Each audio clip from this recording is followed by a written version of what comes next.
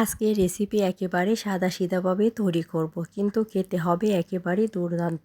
এই রেসিপি তৈরি করার জন্য আপনার কোনো প্রকার বেকিং সোডা, ইনো বা ইস্ট কোনো কিছুই দরকার হবে না। আসসালামু আলাইকুম ইব্রান, কেমন আছেন সবাই? আশা করি সবাই ভালো আছেন। আমিও আলহামদুলিল্লাহ ভালো আছি। তো এখানে রেসিপি করার জন্য আমি নিয়ে নিয়েছি 1.5 কাপ ময়দা, আর 1.5 কাপ ময়দার সাথে আমি দিয়ে দিয়েছি সামান্য লবণ। সেই সাথে এখানে এখন নর্মাল পানি দিয়ে একটা পাতলা ব্যাটার তৈরি করে নিয়েছি। অবশ্যই পানিটা একবারে দিতে যাবেন না, অল্প অল্প করেই পানি দিবেন। সেটা কিন্তু সব ভিডিওতে আমি বলে থাকি, কারণ দেখা যায় বেশি পানি দিলে সেটা কিন্তু পরবর্তীতে সমস্যা হয়ে যায়। তো ব্যাটারটা মোটামুটি করে নিয়েছি আমি। আর এখন এখানে 2টা ডিম ভেঙে নিয়েছি।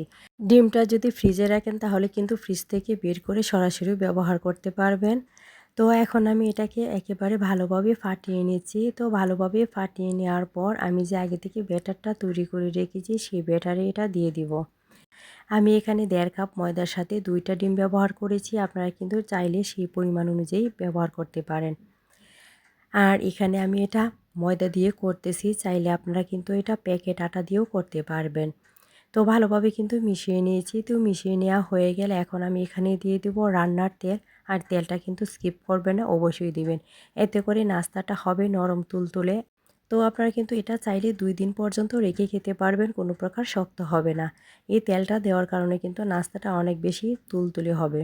তো আমি তেলটা ভালো করে মিশিয়ে নিয়েছি। আর মিশিয়ে নেওয়ার পর এখন আমি এটাকে রেস্টে রেখে দেবো কয়েক মিনিটের জন্য। তো অনেক আপু ভাইয়ারাই আছেন যে ভিডিও দেখতে দেখতে একটা লাইক দিতেই ভুলে যান। তো প্লিজ একটা লাইক দিয়ে দিবেন, এতে করে পরবর্তীতে ভিডিও বানানোর উৎসাহ জাগে। আর যারা চ্যানেলটা এখনও সাবস্ক্রাইব করে নাই, চাইলে চ্যানেলটা সাবস্ক্রাইব করে পাশেই থাকতে পারেন। এতে করে পরবর্তীতে ভিডিওটা খুব সহজেই দেখে নিতে পারবেন। যখন আপনার সময় হবে তখনই কিন্তু ভিডিওটা আবারও দেখে নিতে পারবেন। তা আমি কিন্তু এটাকে কয়েক মিনিট রেখে দিয়েছিলাম, আর চলে আসলাম কয়েক মিনিট পর। তো এই পর্যায়ে কিন্তু ব্যাটারটা অনেকটাই ঘন হয়ে গিয়েছে। তো ঘন হয়ে যাওয়ার কারণে কিন্তু এখানে আমার কিছুটা পানি ব্যবহার করতে হবে। তো আমি কতটুকু পানি ব্যবহার করব সবটুকুই কিন্তু আপনাদের বলে দেব। তো এখন আমি ব্যাটারটাকে পাতলা করে তৈরি করে নিয়েছি। আর ব্যাটারটা কিন্তু একেবারে পাতলা করেই তৈরি করতে হবে। তো ব্যাটারটা কিন্তু দেখতে এরকম হবে। তো আসলে এটা দেখিয়ে বুঝে নেবেন। তো এখন আমি একটা চুলায় ফ্রাই প্যান বসিয়ে দিয়েছি। আর ফ্রাই প্যান বসিয়ে দিয়ে চুলাটাকে একেবারে কমিয়ে রেখেছি। আর সামান্য তেল দিয়ে দিয়েছি। আর তেলটাকে এখন টিস্যু পেপার দিয়ে উঠিয়ে নিব। তো তেলটা কিন্তু উঠে যাবে এবং ফ্রাই প্যানটাও কিন্তু পুরোপুরি এভাবে মুছে নিতে হবে। তো ফ্রাই প্যানটা পুরোপুরি গরম হয়ে যাওয়ার পর এখানে পরিমাণ মতো আমি ব্যাটার দিয়ে দিচ্ছি। আর ব্যাটারটা দেওয়ার পর হাতলটা ধরে এভাবে একটু ছড়িয়ে দিলে সুন্দর একটা শেপ চলে আসবে। আর নাস্তাটা দেখেন কতটুকু বাবল সৃষ্টি হয়েছে। তো অল্প আছে কিন্তু নাস্তাটা তৈরি করে নিতে হবে। আর ব্যাটারটা দেওয়ার পর নিশ্চয়ই বুঝে গিয়েছেন যে আরও কতটুকু পাতলা আমি এটা করে নিয়েছি। তো আপনার ব্যাটারটা যদি মনে করেন একটা পিঠা দেওয়ার পর আপনার ব্যাটারটা পারফেক্ট হচ্ছে না বা নাস্তাটা ভালোভাবে তৈরি হচ্ছে না, তখন কিন্তু আপনারা চাইলে আরেকটু পানি এখানে মিশিয়ে নিতে পারেন। এখন আমি আরেকটা নাস্তা আপনাদের তৈরি করে দেখিয়ে দিচ্ছি। তো প্রত্যেকটা নাস্তাই কিন্তু মাশাআল্লাহ অনেক বেশি সুন্দর হবে। তো এখন আমি আরেকটা নাস্তা তৈরি করে নিয়েছি। আর দেখেন মাশাআল্লাহ এটাও কিন্তু অনেক বেশি বাবল সৃষ্টি হয়েছে।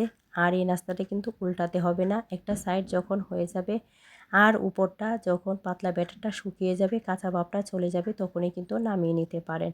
তো একটা নাস্তা হতে আপনার কিন্তু 2 মিনিটের বেশি সময় লাগবে না।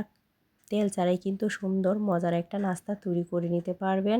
তো এখানে আমি 1.5 কাপ ময়দার সাথে 2 কাপ পানি ব্যবহার করেছি। তো আপনারা সেই পরিমাণ অনুযায়ী কিন্তু পানিটা ব্যবহার করে নিতে পারেন, হয়তো বা আপনাদের একটু কম বেশি লাগতে পারে। তো আরেকটা নাস্তা হয়ে গেছে। তো এই নাস্তাটাও এখন আমি নামিয়ে নিচ্ছি। তো কয়েকটা পিঠা বানানোর পর কিন্তু আবারও টিস্যু পেপারটা দিয়ে একটু ফ্রাই প্যানটা মুছে নেবেন, তাহলে নাস্তাগুলো উঠাতে সুবিধা হবে। তো মাশাআল্লাহ দেখেন আমি সবগুলো নাস্তা তৈরি করে চলে আসলাম। আর সবগুলো নাস্তা দেখাতে গেলে ভিডিও কিন্তু অনেক বেশি লম্বা হয়ে যেত। তো আজকের ভিডিও কিন্তু একেবারেই শর্টকাট করেছি। এটা দেখতে যেমন মাশাআল্লাহ খেতেও অনেক ভালো লেগেছিল। তো আমি এটা কিন্তু রেখেছিলাম হাঁসের মাংসের সাথে। তো আপনারা কিন্তু ঝাল এবং মিষ্টি 2টার সাথেই নাস্তাটা রাখতে পারেন। বাসায় যদি মাংস রান্না করেন সেক্ষেত্রে কিন্তু জলদি আপনারা এই নাস্তাটা তৈরি করে নিতে পারবেন। 10 মিনিটের বেশি সময় লাগবে না এই নাস্তা হতে। তো দেখেন একটা নাস্তা আমি আপনাদের একেবারে উল্টিয়ে পাল্টিয়ে দেখিয়ে দিচ্ছি। আর হাতে নেওয়ার পর দেখেন এটা রুমালের মতো একেবারে ভাঁজ করা যাচ্ছে, একেবারেই নরম তুলতুলে একটা নাস্তা।